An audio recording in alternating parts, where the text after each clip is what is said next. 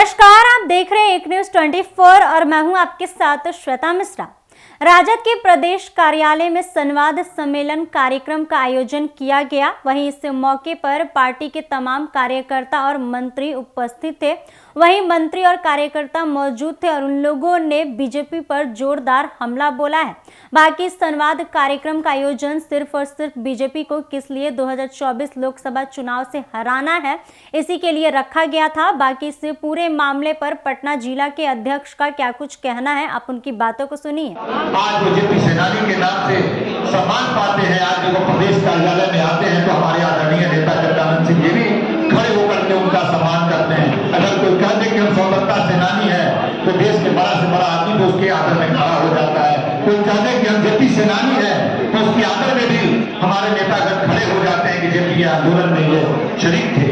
वही बढ़ती जिम्मेदारी आज राष्ट्रीय जनता दल के 2500 कार्यकर्ता साथी हैं, उन पर भी वही जिम्मेदारी है। अगर आप भी चाहते हैं कि आपके साथ भी वही सम्मान हो तो जिस तरह का दायित्व उन्होंने अपने लिए अपने समय में निभाया उसी दायित्व के बोझ आपको होना चाहिए और उसी तरह आपको अपने कर्तव्य का पालन करना चाहिए, क्योंकि आप उस मशाल को लेकर के चले हैं जिस मशाल को कभी संत कबीर लेकर चले थे, जिस मशाल को कभी संत रविदास लेकर चले थे, जिस मशाल को कभी ज्योतिबा फुले चले थे, जिस मशाल को लेकर कभी पेरियार चले थे, जिस मशाल को लेकर आधुनिक भारत में बाबा साहब अम्बेडकर चले और हमको हक अधिकार न्याय की अनेक तरह के अधिकार से हमको सम्मानित किया, उस मशाल को लेकर चले थे।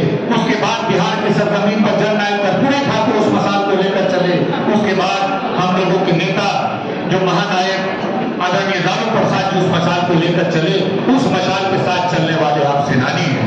जिस तरह स्वतंत्रता सेनानी, जिस तरह जेपी सेनानी, उसी तरह राष्ट्रीय जनता दल की आप कहना है, इसलिए आपका दायित्व बड़ा है। इसी के लिए संवाद की आज की परिस्थिति में उस सेना का दायित्व क्या बनता है, कर्तव्य क्या बनता है, उस पर एक संवाद हो। उसी विषय पर पार्टी के राष्ट्रीय अध्यक्ष आदरणीय लालू प्रसाद जी ने, उप मुख्यमंत्री तेजस्वी प्रसाद जी ने, आदरणीय जगदानंद सिंह के निर्देश पर हम लोग इन संवाद का कार्यक्रम कर रहे हैं।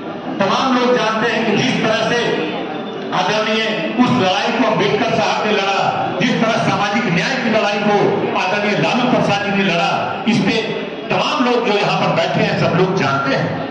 सामाजिक न्याय की लड़ाई क्या थी? सामाजिक न्याय की लड़ाई यह थी कि इस देश में हजारों साल से भेदभाव होता रहा। तमाम चाहे अनुसूचित जाति हो, चाहे अनुसूचित जनजाति हो, चाहे महिला हो, चाहे पिछड़े हो, चाहे अति पिछड़े हो, सबके साथ भेदभाव होता रहा। उनको हक अधिकार से वंचित रखा गया, धन संपत्ति से वंचित रखा गया, तमाम तरह के प्रशिक्षण संस्थानों से उनको वंचित रखा गया। आज आप देख सकते हैं जैसे कहीं महिलाओं के साथ भेदभाव होता है।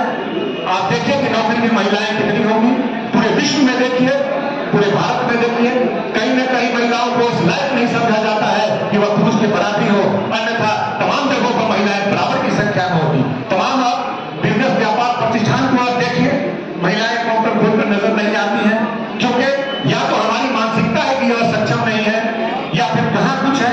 तो भेदभाव कहीं न कहीं मानसिकता में होती है, जिसके कारण लोग पिछड़ते हैं, लोग पीछे होते हैं। उसी तरह हमारे देश में जाति के आधार पर भेदभाव किया गया, जिसकी वजह से आज देश की जो 90।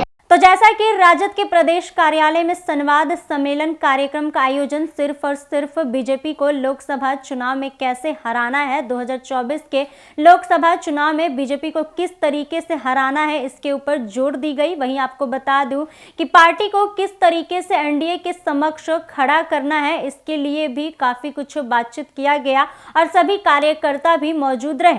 बाकी इस खबर में बस इतना ही। ऐसे ही तमाम खबरों के लिए बने रहे हमारे साथ और देखते रहे एक न्यूज 24। अगर आप ये वीडियो हमारे फेसबुक पेज पर देख रहे हैं तो हमारे पेज को फॉलो करें और अगर यही वीडियो हमारे यूट्यूब चैनल पर देख रहे हैं तो हमारे चैनल को सब्सक्राइब करें। धन्यवाद।